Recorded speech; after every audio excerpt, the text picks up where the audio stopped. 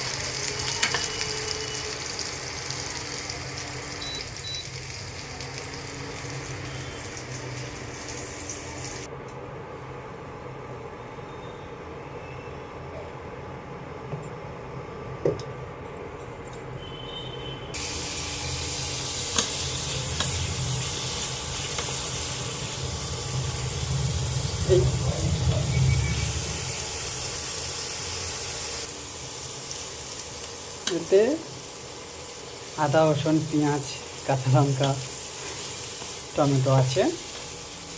জানি না ভালো হবে কি না, তবু করছি। তোমাদের কোনোদিন দেখাইনি, আজ দেখানোর সুযোগ হয়েছে তাই দেখাচ্ছি। তোমরা কিন্তু অবশ্যই জানাবে হয়েছে কি না ঠিকঠাক।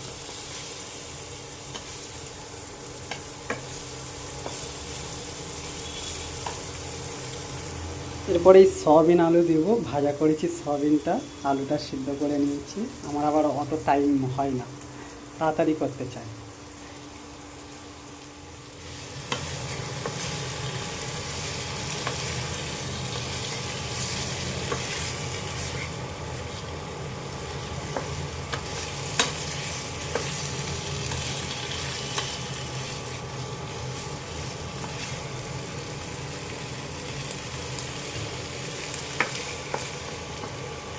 অনেকক্ষণ ধরে কষছিলাম, এখন জল দিয়ে দেবো।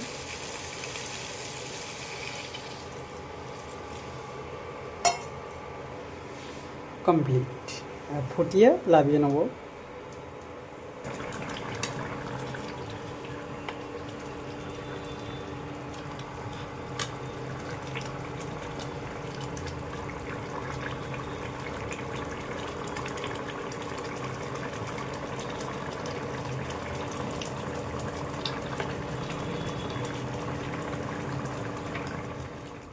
বলেছিলাম রান্না আর ঘরের কাজের ভিডিওটা দেব, পুরোটা করতে পারিনি, সময় হয়নি, ওই জন্য দিতে পারলাম না।